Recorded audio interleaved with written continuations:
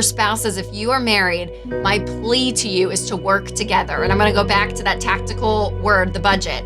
But honestly, sitting down and agreeing on where your money's going, you're agreeing on so much more than just money.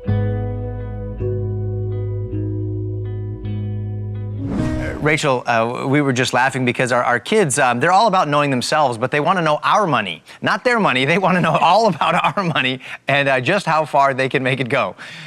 Why is it important to know yourself in order to know your money?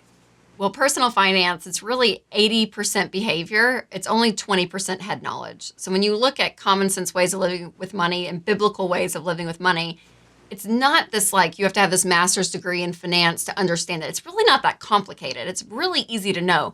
But the big bulk of winning with money is your behavior. It's actually doing it. And it's actually saying, okay, I'm going to change the way I've been handling my money.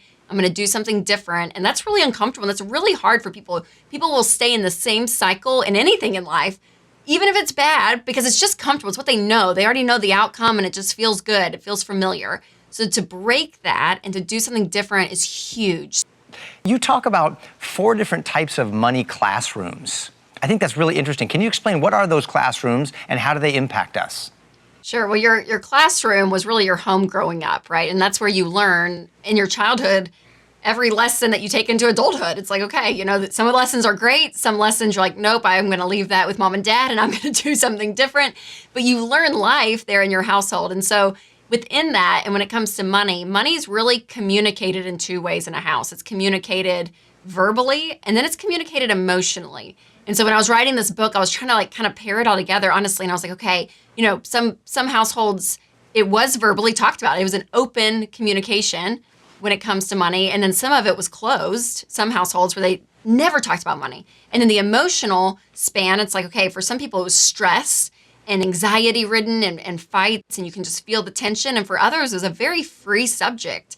So when I was writing the book, I was like, oh my gosh, these 2 things, it almost like makes this quadrant.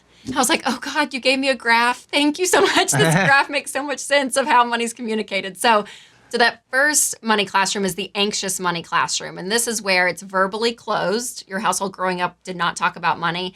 And emotionally, it was stressed. So you feel this level of anxiety. Again, it's not talked about, but you can feel it.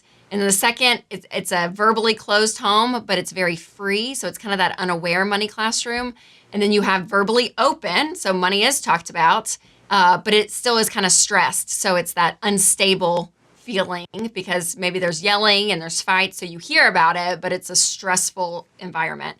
And then that fourth is the secure money classroom where money's talked about openly and it's a very calm environment emotionally. So no matter which one you kind of grew up in, I try to take the readers to that fourth money classroom, especially if you have a current family of your own, if you have kids and you're married, to really kind of cultivate that spirit. And you don't have to have a lot of money to be in that classroom number 4 of that secure money classroom, but you have to have the ability to say, okay, we have a plan.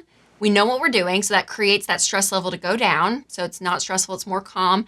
And you are willing to talk about it. You know, parents, you know, even 2 decades ago, they didn't want to talk about sex. They didn't want to talk about politics. They didn't want to talk about money. It just wasn't talked about. And so learning to teach your kids and to say, hey, this is an okay conversation for us to have.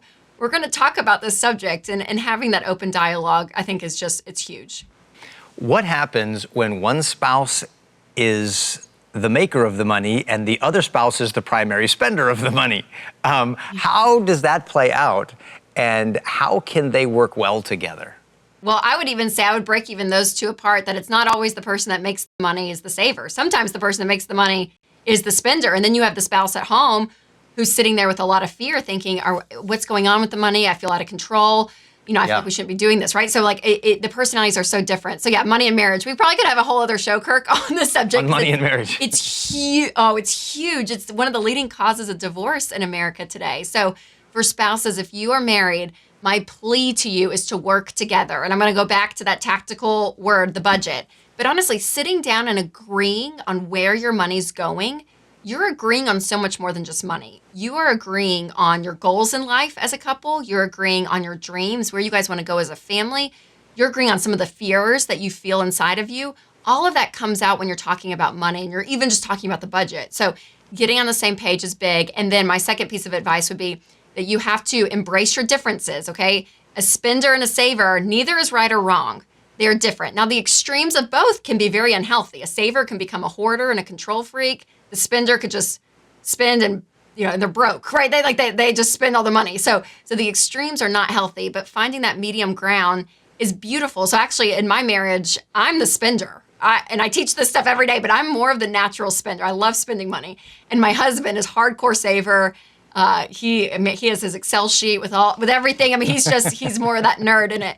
And so for us, I'm like, I learned so much of his wisdom and discernment of his delayed gratification and watching him process. And then I laugh because I'm like, I give him a life. Like, he actually enjoys life because I make us go out and do fun adventures and we spend money and we enjoy life. So there's a beauty in both, but embracing those differences is really, really important. And also having that humility to say, hey, the way I'm doing it may not be 100% right. Like, I want to, you're my teammate, you're my partner in life. So I want to learn from you. And there's a level of humility there that couples really need to have.